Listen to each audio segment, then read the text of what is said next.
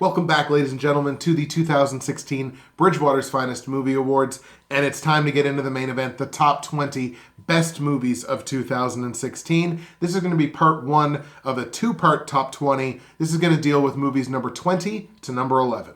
Now, before we get into that, I actually polled some of my fans and friends and things like that, asking for people's fan favorites. What was their favorite movie of 2016? And I thought we'd just make mention of the ones who were shouted out, good movies this year. A few of them that I actually didn't see, didn't get the time to see before doing the recording for the Bridgewater's Finest Movie Awards. So we're going to shout out some fan favorites here. These were people's best movie, favorite movie of 2016. These movies included Sharknado 4. I didn't even know they made a Sharknado 4. That may be a gag answer. Whatever, don't really care. It's on the list, so there it is. Sharknado 4. Hell or High Water. Wanted to see that, didn't get around to it. Captain America Civil War. The Lobster. Wanted to see that, didn't get around to it. Fantastic Beasts and Where to Find Them. Don't Breathe. Arrival. Manchester by the Sea. Another one that I really wanted to see and just didn't get the time to see it. The Edge of 17. The Accountant. Lights Out. Moana. And Batman vs. Superman, Dawn of Justice. So those are the fan favorites from this year.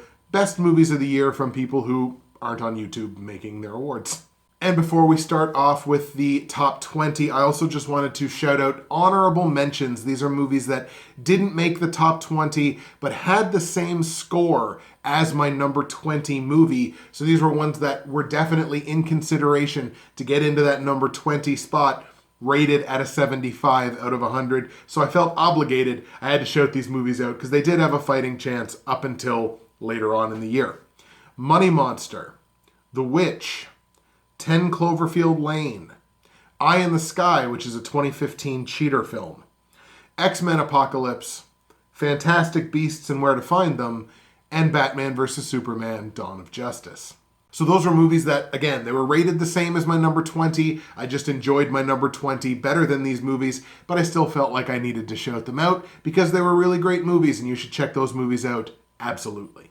Okay, folks, here we go. Top 20 best movies of 2016. Gonna start at the bottom with number 20. My number 20 best movie of 2016 is Hacksaw Ridge. Hacksaw Ridge is a biographical war drama starring Andrew Garfield, Hugo Weaving, Teresa Palmer, and Vince Vaughn, and is directed by Mel Gibson. Hacksaw Ridge tells the story of World War II Army medic Desmond T. Doss, the first American conscientious objector to be awarded the Medal of Honor. He served during the Battle of Okinawa, Japan. Due to his religious convictions, Desmond Doss refused to kill or carry a weapon during the Battle of Okinawa. I read a lot of reviews for this movie, and I'm actually surprised, pleasantly surprised, I should say, that more people weren't using terms that typically get used for, quote-unquote pro-American movies like this. Like you'll throw, and I've used these terms too. I'm not excluding myself from this because a lot of movies are this. Terms like being jingoistic and, it's propaganda and things like that. People weren't using those terms in reviews for this movie, so I was emboldened by that. I thought, okay, maybe they did a good job with this. They actually did a really good job with this. Outside of a few moments of really, I'm going to say amateurish looking green screening, that was probably my only criticism of the movie is when there was green screening, it wasn't necessarily good. But I mean, this movie has an incredible ensemble cast. Like I mentioned some of the people that were in this movie, but the whole cast did a really incredible job. Andrew Garfield is really good in this. Hugo Weaving is just incredible. A PTSD suffering World War I veteran, the father of Desmond Doss. He's incredible in this movie. He's really good. And it's a movie that made me not hate Vince Vaughn. That is an accomplishment in and of itself.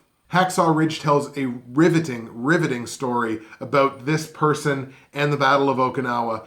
And even though it doesn't particularly show the other side all that much, the other side being the Japanese side, what it does show of the Japanese side is actually done with a pretty steady hand and is accurate if uncomfortable. So what they do show of the other side, they do fairly well. At a rating of 75 out of 100, Hacksaw Ridge is my number 20 best movie of 2016. Mel Gibson made one of the best movies of the year. 2016 was weird. My number 19 best movie of 2016, and if you want to shut the video off now, I might not blame you.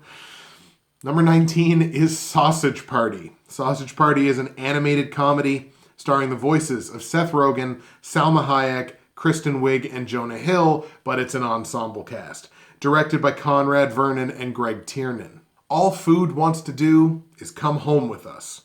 But one sausage, voiced by Seth Rogen, strives to discover the truth of his existence. This movie sounds like it sucks. It didn't suck for me. Look, I get it, but I can't deny a movie that made me laugh as much as this one did. And this movie was a good time. But it was a good time for me. And I understand that it's a pretty narrow bridge to cross to come to a level of enjoyment with Sausage Party. I understand that. I get it. A lot of that has to do with, this movie's crude as hell. It's borderline sexist. It's borderline racist. It's borderline pretty much everything. But the way they do it, it was just funny to me. I can't deny a movie that made me laugh as much as Sausage Party did. It's also got kind of a little interesting message about religion. It's not that it's a new message or anything like that, but you wouldn't expect an animated movie about hot dogs to have an interesting message in it about religion, and it kind of does. Maybe it's a little heavy-handed, but I mean, it's more than people would have expected from the storyline of this movie. Look, it ain't Trey Parker and Matt Stone at their very best. This is not South Park Bigger, Longer, or Uncut, but it was totally a good time for me. At a rating of 80 out of 100, Sausage Party, my number 19 best movie of 2016. Is anybody still watching? I see you. My number 18 best movie of 2016 is Snowden. Snowden is a biographical drama starring Joseph Gordon-Levitt, Shailene Woodley, Zachary Quinto, and Melissa Leo, and is directed by the man, Oliver Stone. In Snowden, the NSA's illegal surveillance techniques are leaked to the public by one of the agency's employees, that being Edward Snowden, played by Joseph Gordon-Levitt, in the form of thousands of classified documents being leaked to the free press. I have to wonder how many United States government federal watch lists I'm going to be put on for leaving a public and positive review of Snowden on the internet. This should be no surprise here. I think Joseph Gordon-Levitt's kind of a genius, so probably no surprise that I thought he was really incredible as Edward Snowden in this movie. You know, you're watching it, you can definitely tell that there are some elements of the story that have been melodramatized, or however you want to say it. You know that some of it is, really exaggerated, because I mean it's Hollywood, it's a movie. You gotta kind of play some of the stuff up, so some of it's been sort of melodramatized, but it still does an effective job of telling its story. And part of the reason why I think Snowden is an important movie is it's an intriguing story, it's a relevant story, it's still a relevant story to us today, which is part of why I enjoyed the movie as much as I did. At a rating of 80 out of 100, Snowden is my number 18 best movie of 2016. My number 17 best movie of 2016 is Carol. Now, Carol is a romantic drama starring Cate Blanchett, Rooney Mara, Kyle Chandler, and Sarah Paulson, and is directed by Todd Haynes. This is the first of a few consecutive period pieces that we have in the top 20. Set in 1950s New York, a department store clerk, played by Rooney Mara, who dreams of a better life, falls for an older married woman, played by Cate Blanchett. This is the first and only 2015 cheater that makes my list. Technically, this movie came out in 2015, but it didn't get a major theatrical release in Canada or the United States until the very early days of 2016. Therefore, it counts. The one thing I will say about the movie, it's not as erotically charged as I would have expected or would have liked the movie to be. And no, that doesn't just mean more sex scenes between Rooney Mara and Cate Blanchett. I mean, if you want to, go for it. But it doesn't just mean that. Eroticism doesn't necessarily just mean sex, gentlemen. And ladies, for that matter. And there's one thing about this movie that I think it does well, but at the same time does kind of poorly. And that's the depiction of the men in the movie. On the one hand, the movie does a really good job of depicting really strong, deep-seated male sexual insecurity, especially in the 1950s. At the same time, it basically characterizes all of its male characters as repugnant doofuses. So, kind of a mixed bag. But what this movie does incredibly well, and why it's on this list, is it's got an interesting story. It tells the story really, really well, and it evokes its emotions really, really well. And when you're in the romantic genre, when you're in the dramatic genre, the main thing you want to do is to be able to evoke emotions in your audience, and that's one thing that Carol does incredibly well. Let's toss on top of that, Rooney Mara and Cate Blanchett are incredible. It's like they were made to be on film together. They were really great. Haynes does a really good job directing the movie as well. The rest of the cast is fine. They do their jobs. The atmosphere of 1950s New York. There's that too. And that is really spot on. It's done incredibly well. At a rating of 80 out of 100, Carol is my number 17 best movie of 2016. This year's Champagne movie, my number 16 best movie of 2016, is Allied. Allied is a historical romantic drama starring Brad Pitt, Marion Cotillard, and Matthew Good, and it's directed by Robert Zemeckis. In 1942, at the height of the Second World War, a Canadian intelligence officer in North Africa, played by Brad Pitt, encounters a female French resistance fighter, Marion Cotillard, who's on a deadly mission behind enemy lines. When they reunite in London, their relationship is tested by the pressures of war. I know I'd seen Robert Zemeckis films before. I couldn't think of any right off the top of my head, so I actually had to look it up. Flight was the most recent one that he had done, and I didn't particularly enjoy Flight. It was fine for what it was. It wasn't a great movie. I really enjoyed it. I didn't like Flight nearly as much as I ended up liking this one. A tip of the cap to his direction. He really hit the aesthetic, right? He really hit the atmosphere of World War II in London, in North Africa. He really hit that on the head. So a tip of the hat to his direction in this movie. By now, anyone that's ever heard me review a Marion Cotillard movie knows that even though I can't pronounce her name worth a damn, I love her. And she is spellbinding in this. She is incredible. Brad Pitt's fine. Everybody else that's in this movie is fine. I think if I had a criticism for it, and I just technically I do, my one criticism of it, I guess, is that the ending sort of lends itself to this frustrating middle ground in terms of the real question, and it's the question that's basically posed in the trailer, so I'm not spoiling anything. Was Marion Cotillard's character a spy? And the ending is very middle ground on it.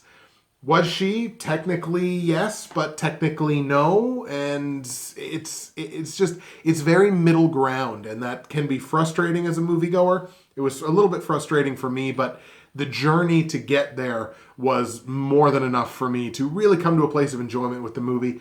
At a rating of 80 out of 100, Allied is my number 16 best movie of 2016. My number 15 best movie of 2016 is The Nice Guys. The Nice Guys is a comedic criminal mystery starring Ryan Gosling, Russell Crowe, Keith David, and Kim Basinger, and directed by Shane Black. This is the last of our period pieces. In 1970s Los Angeles, a mismatched pair of private eyes, played by Ryan Gosling and Russell Crowe, are investigating a missing girl as well as the mysterious death of a fading porn star and uncover a conspiracy in the process. I can't decide if Ryan Gosling is just being typecast in retro period piece movies or if retro fun period piece movies are the only movies that Ryan Gosling wants to do.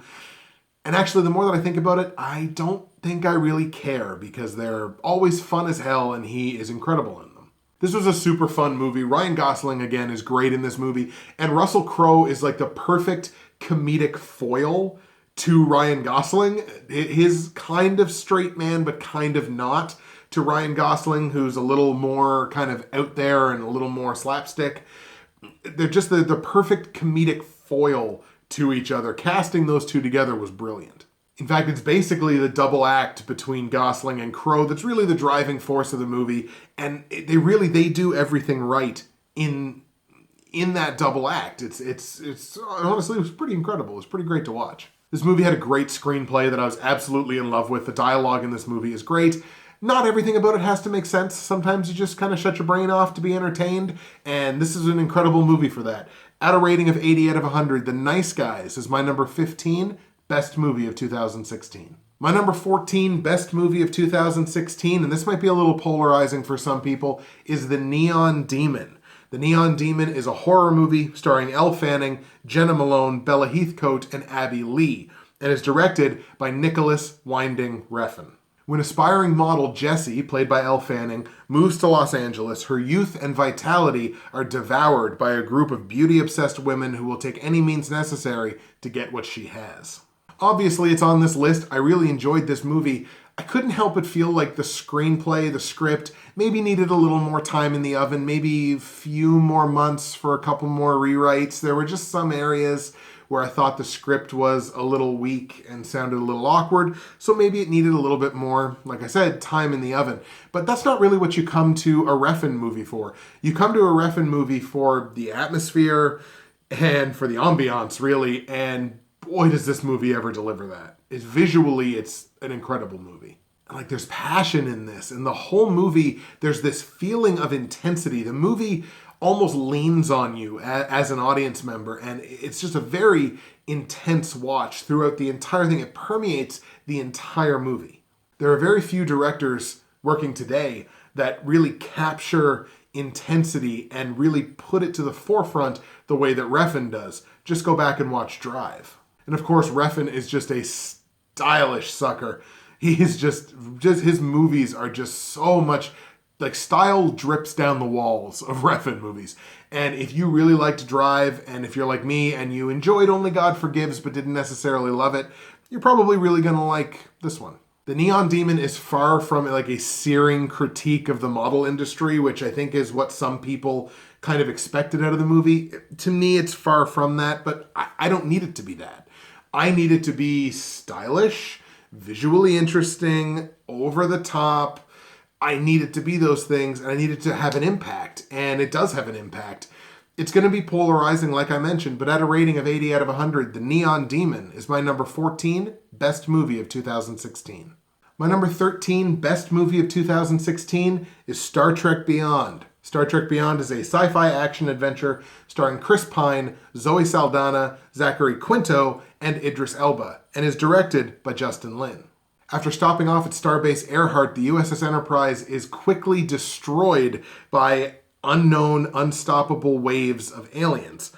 Being stranded on an unknown planet, the crew comes face to face with a treacherous new enemy who has a very deep-seated hatred of the Federation. Star Trek Beyond is probably on par with Into Darkness, although I enjoyed Beyond a little bit more based on the fact that it told its story and further developed its characters without having to beg and borrow from one of the originals. Like, one of the biggest criticisms of Into Darkness is like, oh, it just steals from Wrath of Khan. And it's like, but that's the best Star Trek movie. So if you're gonna steal from a Star Trek movie, why would you not steal from the best one? But in any case, so I think I liked Beyond a little bit more based on the fact that it was a more original story than was Into Darkness.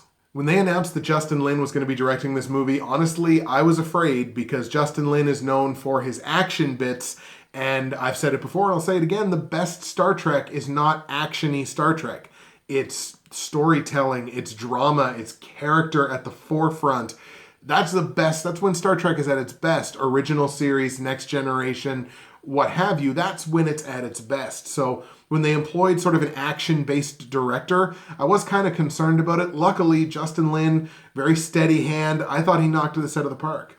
Simon Pegg's script is really smart in this movie, maybe a little unremarkable, not all that memorable, but it's a smart script for the viewing at the time, and it leaves some strands moving forward to the fourth movie, which has been announced, and it seems like virtually everybody, with the exception, of course, of Anton Yelchin, rest in peace, looks like they're going to be back for the next one, so that's an important step there. At a rating of 80 out of 100, Star Trek Beyond is my number 13 best movie of 2016. Only 2 movies left for this video. We're going to start with number 12. My number 12 best movie of 2016 is the last 2016 movie that I watched, Nocturnal Animals. Nocturnal Animals is a drama movie starring Jake Gyllenhaal, Amy Adams, Michael Shannon, and Armie Hammer, and is directed by Tom Ford. A wealthy art gallery owner, played by Amy Adams, is haunted by her ex-husband's novel, her ex-husband being played by Jake Gyllenhaal. She reads this novel as a symbolic revenge tale for what happened in their relationship. I'm watching this movie and I started off kind of concerned because the acting in the real world, quote unquote, outside of the novel is sort of it's a story within a story kind of movie. The real world, the acting was kind of stilted, and I was surprised at that from, Amy Adams, who is an incredible actress. But the acting sort of in the real world before the novel begins, I just thought I don't really have a better definition for it. It's just felt stilted and weird, almost kind of forced. It wasn't melodramatic, but it was just, I don't know, it was just off.